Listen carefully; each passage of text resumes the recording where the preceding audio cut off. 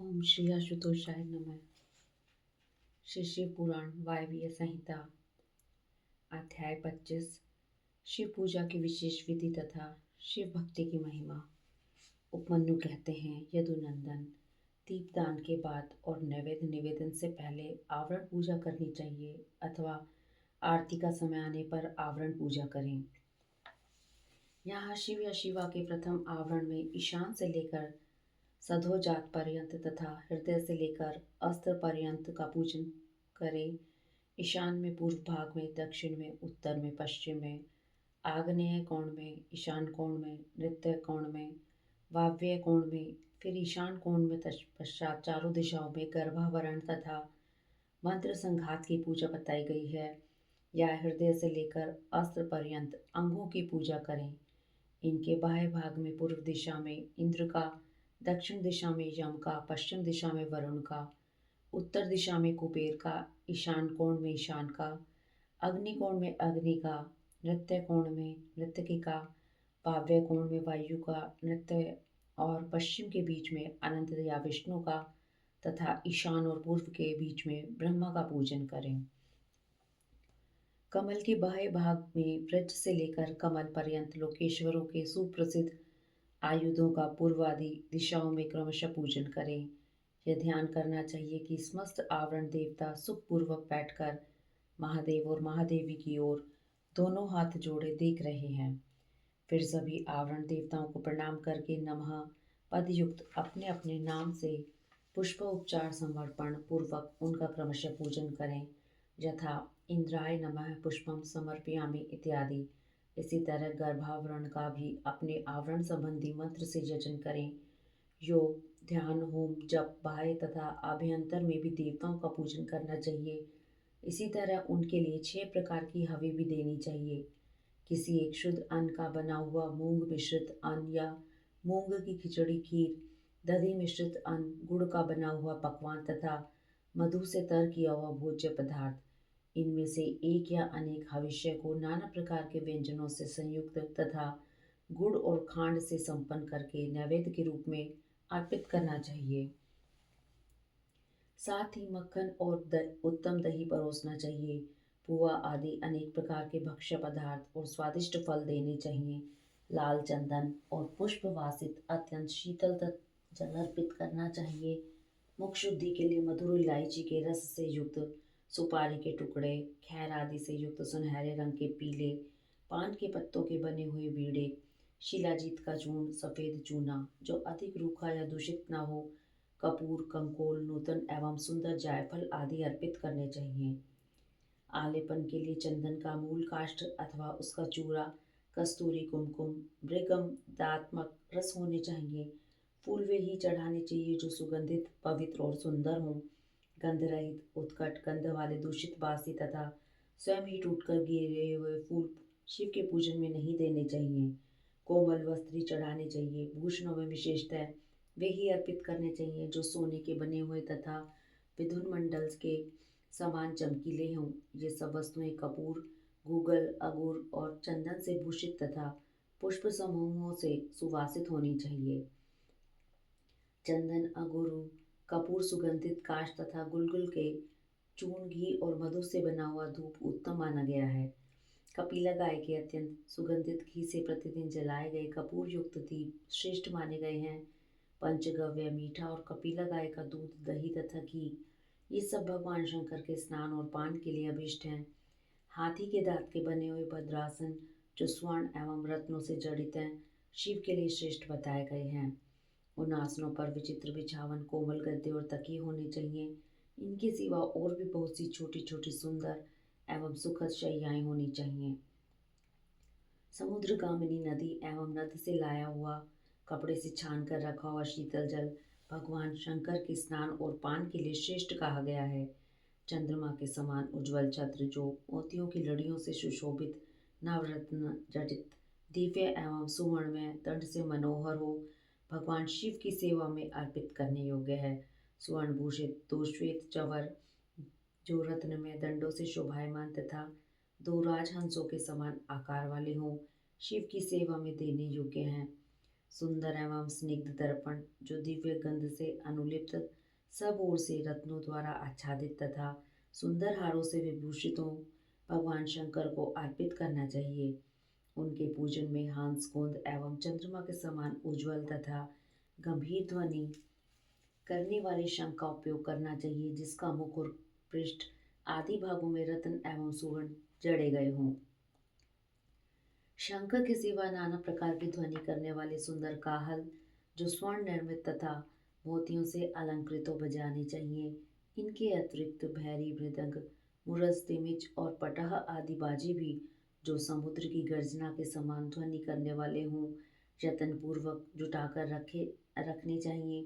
पूजा के सभी पात्र और भांड भी सुवर्ण के ही बनाएं। परमात्मा महेश्वर शिव का मंदिर राजमहल के समान बनवाना चाहिए जो शिल्प शास्त्र में बताए हुए लक्षणों से युक्त हो।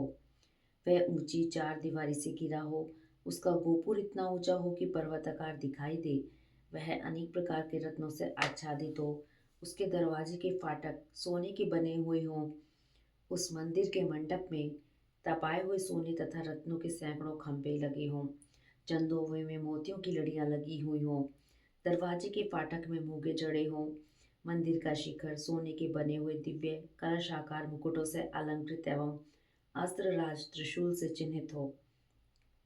न्याय उपार्जित द्रव्यों से भक्तिपूर्वक महादेव जी की पूजा करनी चाहिए। यदि कोई अन्य उपार्जित द्रव्य से भी भक्तिपूर्वक शिव जी की पूजा करता है तो उसे कोई भी पाप नहीं लगता क्योंकि भगवान भाव के वशीभूत हैं। न्याय उपार्जित धन से ही यदि कोई बिना भक्ति के पूजन करता है तो उसे उसका फल नहीं मिलता क्योंकि पूजा की सफलता में भक्ति ही कारण है। भक्ति से अपने वैभव के अनुसार भगवान शिव के उद्देश्य से जो कुछ किया जाए वह थोड़ा हो या बहुत, करने वाला धनी हो या दरिद्र, दोनों का समान फल है। जिसके पास बहुत थोड़ा धन है वह मानव भी भक्ति भाव से प्रेरित होकर भगवान शिव का पूजन कर सकता है, किंतु महान वैभवशाली भी यदि भक्तिहीन है तो उसे शिव का पूजन नहीं करना चाहिए। शिव के प्रति भक्तिहीन पुरुष यदि अपना सर्वस्व भी दे डाले तो उससे वह शिव आराधना के फल का भागी नहीं होता, क्योंकि आराधना में भक्ति ही कारण है। शिव के प्रति भक्ति को छोड़कर कोई अत्यंत उग्र तपस्याओं और महान यज्ञों से भी दिव्य शिव धाम में नहीं जा सकता। अतः श्री कृष्ण सर्वत्र परमेश्वर शिव की आराधना में भक्ति का ही महत्व है। यह गुह्य से गुह्यतर बात है, इसमें संदेह नहीं है। पाप के महासागर को पार करने के लिए भगवान शिव की भक्ति नौका के समान है, इसलिए जो भक्ति भाव से युक्त है उसे रजोगुण और तमोगुण से क्या हानि हो सकती है। श्री कृष्ण अंतर्यज अधम मूर्ख अथवा पतित मनुष्य भी यदि भगवान शिव की शरण में चला जाए तो वह समस्त देवताओं एवं असुरों के लिए भी पूजनीय हो जाता है। अतः सर्वदा प्रयत्न करके भक्ति भाव से ही शिव की पूजा करें, क्योंकि अभक्तों को कहीं भी फल नहीं मिलता। इति श्री अध्याय 25 अध्याय 26 और 27 पंचाक्षर मंत्र के जप, भगवान शिव के भजन पूजन की महिमा, अग्नि कार्य के लिए कुंड और वेदी आदि के संस्कार, शिवाग्नि की स्थापना और उसके संस्कार, होम, पूर्णाहुति, भस्म के संग्रह एवं रक्षण की विधि तथा हवांत में किए जाने वाले कृत्य का वर्णन। उपमन्यु कहते हैं, यदुनंदन, कोई बड़ा भारी पाप करके भी भक्ति भाव से पंचाक्षर मंत्र द्वारा यदि देवेश्वर शिव का पूजन करे तो वह उस पाप से मुक्त हो जाता है। जो भक्ति भाव से पंचाक्षर मंत्र द्वारा एक ही बार शिव का पूजन कर लेता है वह भी शिव मंत्र के गौरव शिव धाम को चला जाता है। जो मूढ़ दुर्लभ मानव जन्म पाकर भगवान शिव की अर्चना नहीं करता उसका वह जन्म निष्फल है, क्योंकि वह मोक्ष का साधक नहीं होता। जो दुर्लभ मानव जन्म पाकर पिनाक पाणी महादेव जी की आराधना करते हैं उन्हीं का जन्म सफल है और वे ही कृतार्थ एवं श्रेष्ठ मनुष्य हैं। जो भगवान शिव की भक्ति में तत्पर रहते हैं, जिनका चित्त भगवान शिव के सामने प्रणत होता है तथा जो सदा ही भगवान शिव के चिंतन में लगे रहते हैं, वे कभी दुख के भागी नहीं होते। मनोहर भवन, हाव भाव, विलास से विभूषित तरुणी स्त्रियां और जिससे पूर्ण तृप्ति हो जाए इतना धन, ये सब भगवान शिव की आराधना के फल हैं। जो देवलोक में महान भोग और राज्य चाहते हैं वे सदा भगवान शिव के चरणारविंदों का चिंतन करते हैं। सौभाग्य, कांतिमान, रूप, बल, त्याग, दया भाव, शूरता और विश्व में विख्याति, ये सब बातें भगवान शिव की पूजा करने वाले लोगों को ही सुलभ होती हैं। इसलिए जो अपना कल्याण चाहता हो उसे सब कुछ छोड़कर केवल भगवान शिव में मन लगा उनकी आराधना करनी चाहिए।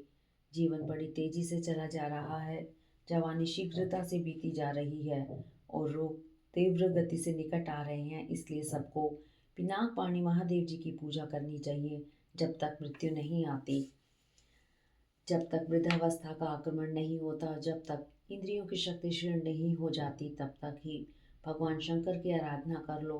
भगवान शिव की आराधना के समान दूसरा कोई धर्म तीन लोकों में नहीं है। अब मैं अग्नि कार्य का वर्णन करूंगा। कुंड में स्थंडिल पर वेदी में लोहे के हवन पात्र में या नूतन सुंदर मिट्टी के पात्र में विधि पूर्वक अग्नि की स्थापना करके उसका संस्कार करें। तत्पश्चात वहां महादेव जी की आराधना करके होम कर्म आरंभ करें। कुंड 2 या 1 हाथ लंबा चौड़ा होना चाहिए। वेदी को गोल या चौकोर बनाना चाहिए, साथ ही मंडल भी बनाना आवश्यक है। कुंड विस्तृत और गहरा होना चाहिए। उसके मध्य भाग में अष्टदल कमल अंकित करें। वह 2 या 4 अंगुल ऊंचा हो। कुंड के भीतर 2 बीते की ऊंचाई पर नाभि की स्थिति बताई गई है। मध्यमा उंगली के मध्यम और उत्तम पर्वों के बराबर मध्य भाग या कटी भाग जानना चाहिए। साधु पुरुष 24 अंगुल के बराबर 1 हाथ का परिमाण बताते हैं। कुंड की 3, 2 या 1 मेखला होनी चाहिए। इन मेखलाओं का इस तरह निर्माण करें जिससे कुंड की शोभा बढ़े। सुंदर और चिकनी योनि बनाएं जिसकी आकृति पीपल के पत्ते की भांति अथवा हाथी के अधरोष्ट के समान हो। कुंड के दक्षिण या पश्चिम भाग में मेखला के बीचों बीच सुंदर योनि का निर्माण करना चाहिए जो मेखला से कुछ नीची हो। उसका अग्रभाग कुंड की ओर हो तथा मेखला को कुछ छोड़कर बनाई गई हो। वेदी के लिए ऊंचाई का कोई नियम नहीं है, वह मिट्टी या बालू की होनी चाहिए। गाय के गोबर या जल से मंडल बनाना चाहिए। पात्र का परिमाण नहीं बताया गया है। कुंड और मिट्टी की वेदी को गोबर और जल से लीपना चाहिए। पात्र को धोकर तपाएं तथा अन्य वस्तुओं का जल से प्रोक्षण करें।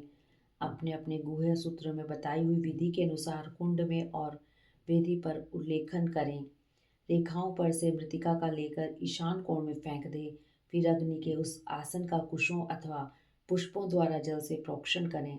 तत्पश्चात पूजन और हवन के लिए सब प्रकार के द्रव्यों का संग्रह करें। धोने योग्य वस्तुओं को धोकर प्रोक्षणी के जल से उसका प्रोक्षण करके उन्हें शुद्ध करें।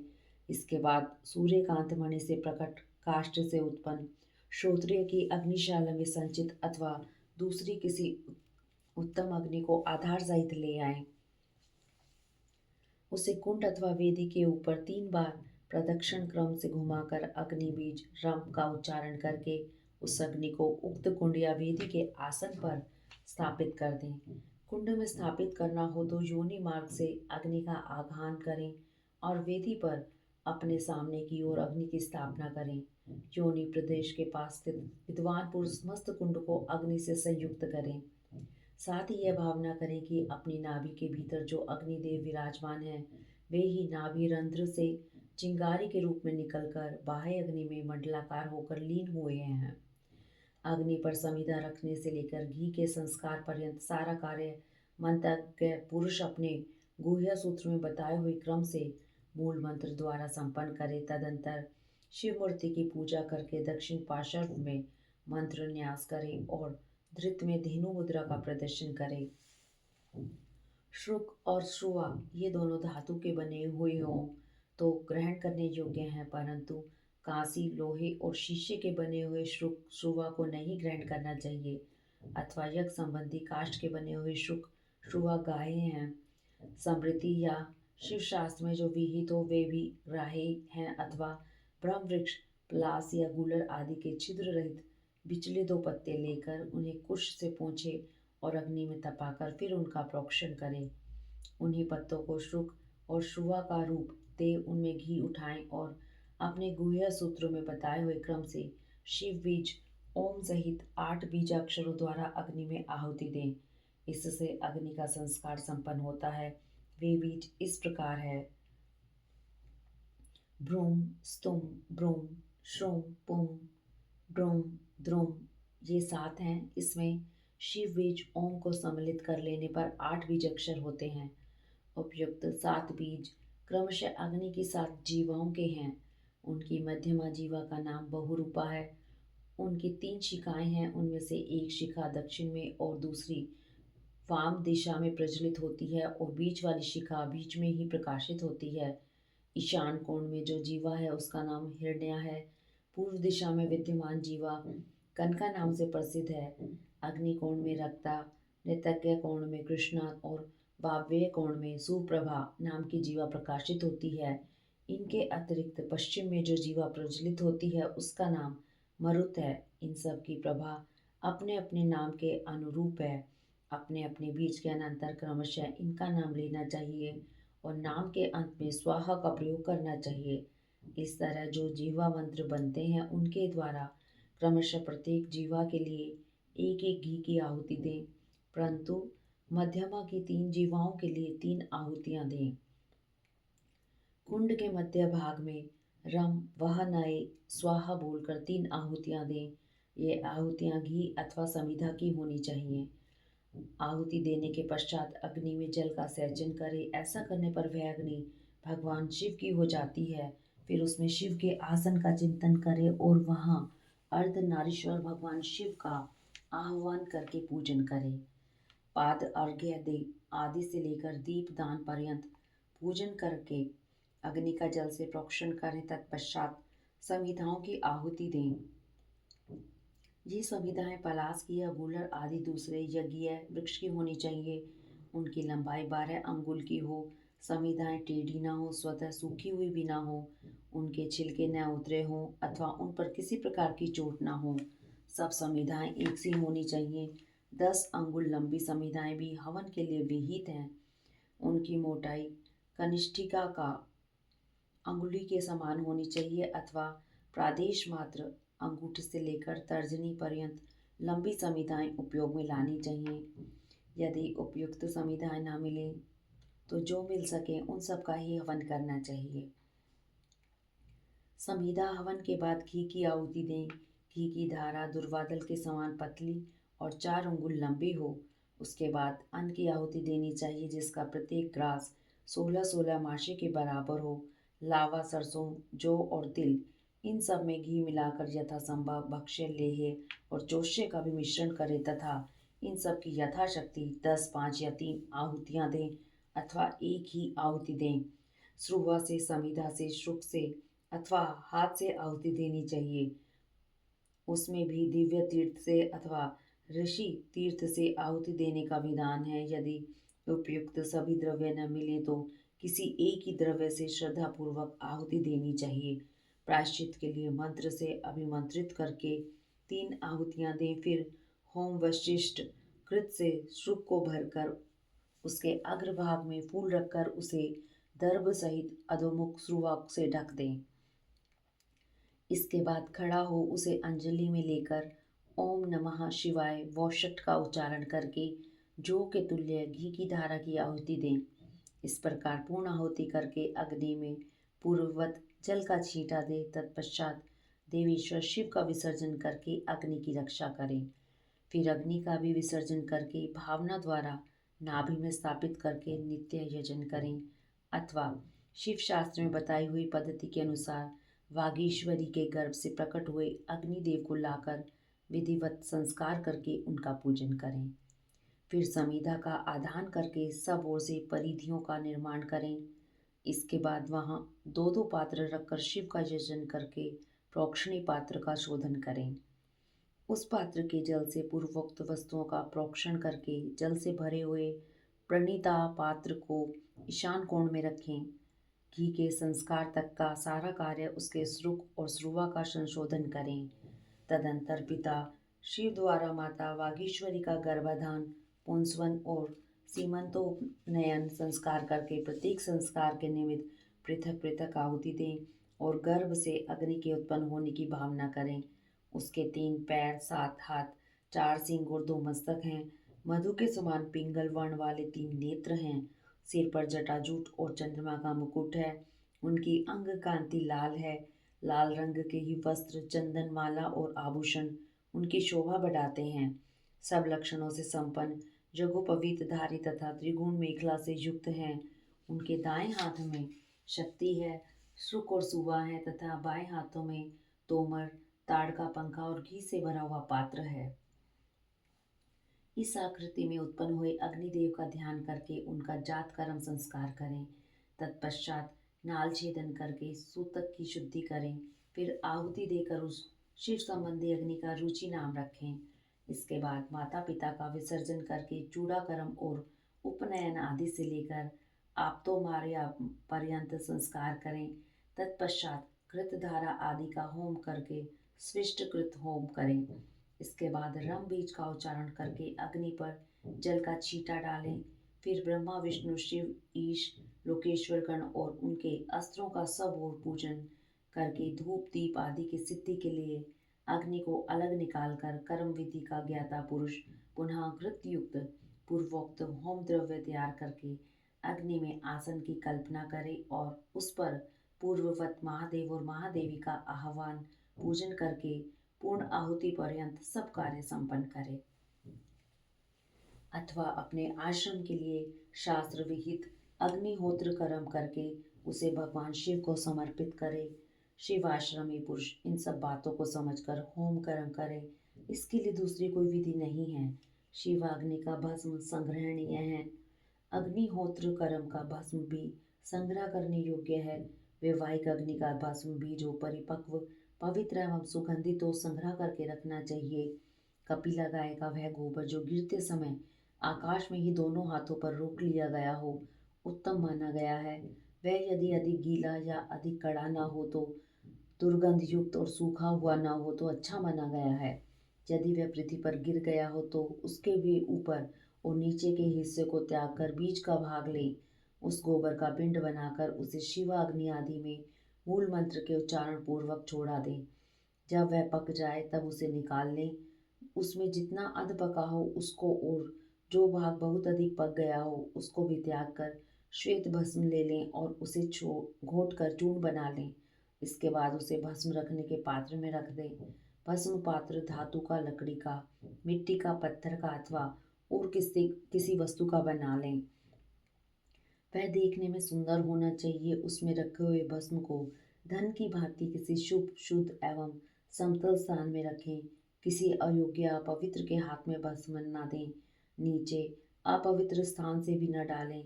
नीचे के अंगों से उसका स्पर्श न करें। भस्म की न तो उपेक्षा करें और न उसे लांघे ही।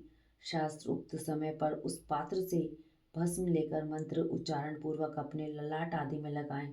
दूसरे समय में उसका उपयोग न करें और न अयोग्य व्यक्तियों के हाथ में उसे दें।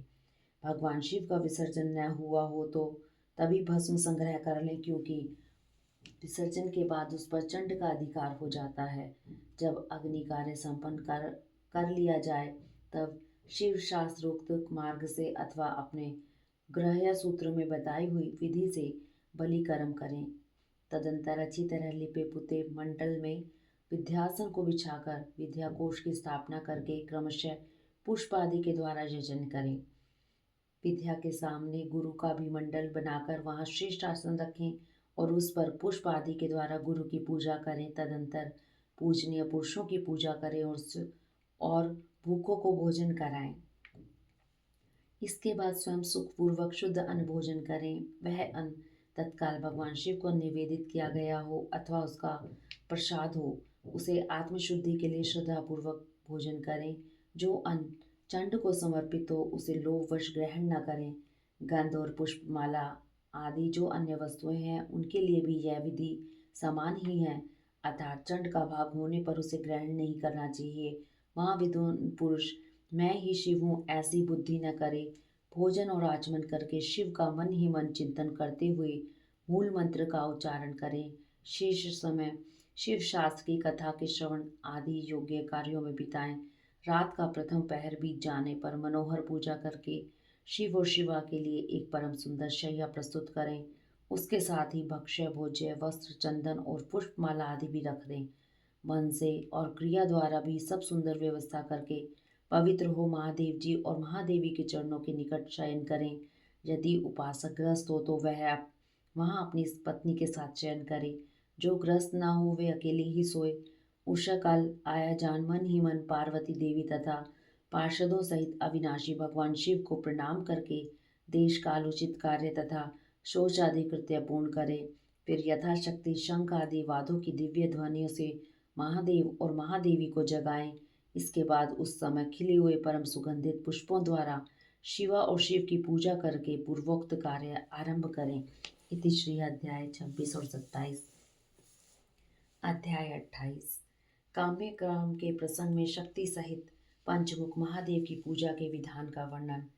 तदंतर शिव आश्रम सेवियों के लिए नैमित्तिक कर्म की विधि बताकर उपमन्यु ने कहा, यदुनंदन, अब मैं काम्य कर्म का वर्णन करूंगा जो इहलोक और परलोक में भी फल देने वाला है। शैवों तथा महेश्वरों को क्रमशः भीतर और बाहर से इसे करना चाहिए। जैसे शिव और महेश्वर में यहाँ अत्यंत भेद नहीं है, उसी प्रकार शैवों और महेश्वरों में भी अधिक भेद नहीं है।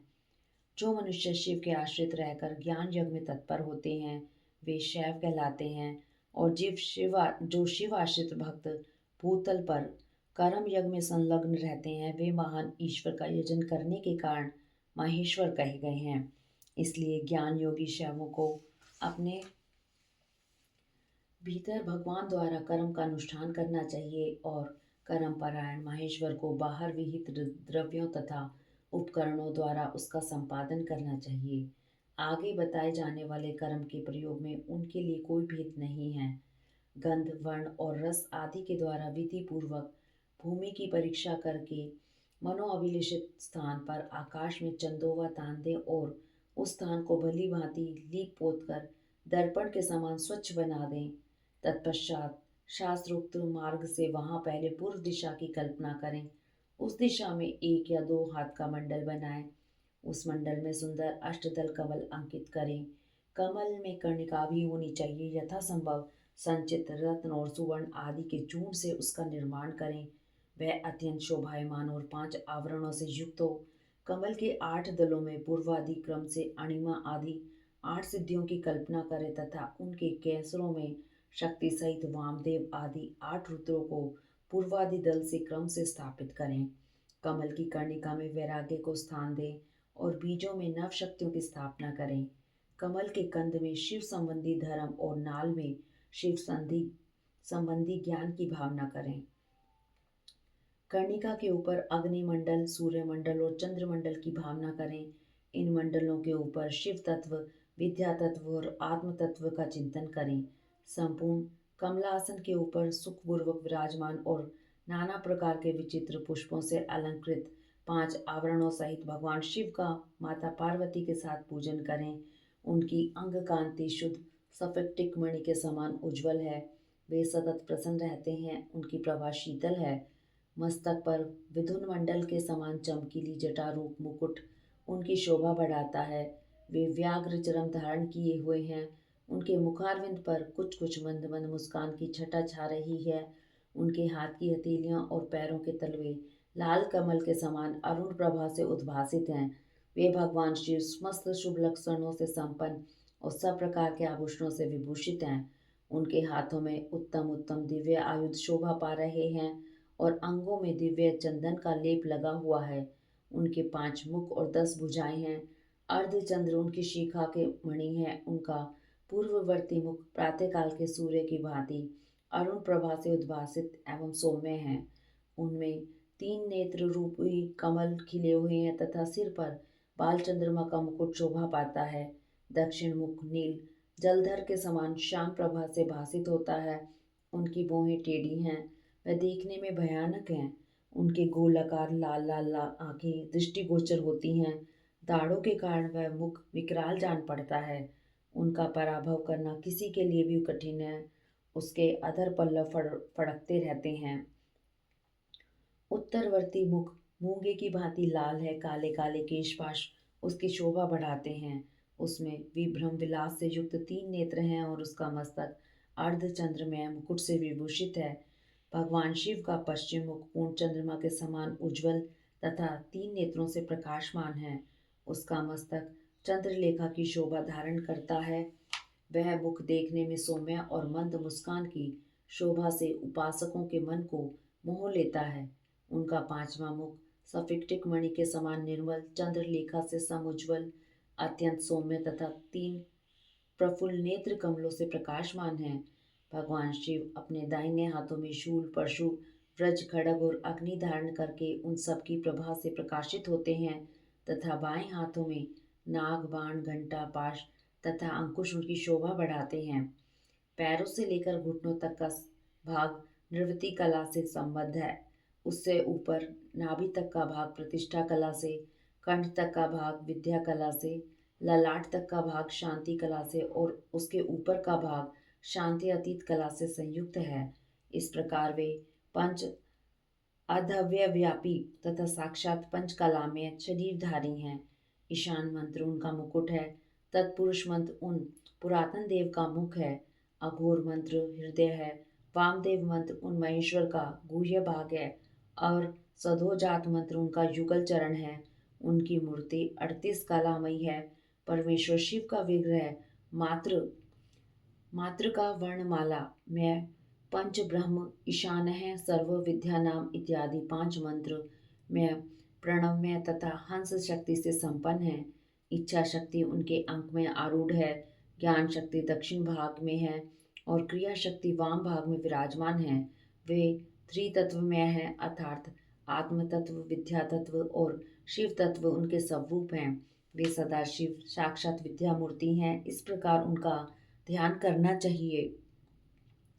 मूल मंत्र से मूर्ति की कल्पना और सकलीकरण की क्रिया करके मूल मंत्र से ही यथाउचित रीति से क्रमशः पाद आदि विशेष अर्घ्य पर्यंत पूजन करें।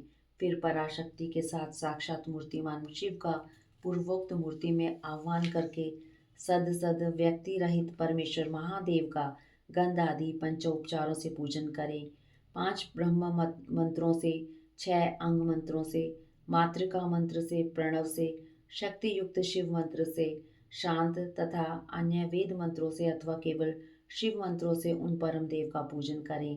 पाद से लेकर मुख शुद्धि पर्यंत पूजन संपन्न करके इष्ट देव का विसर्जन किए बिना ही क्रमशः 5 आवरणों की पूजा आरंभ करें। इति श्री अध्याय 28 और 29।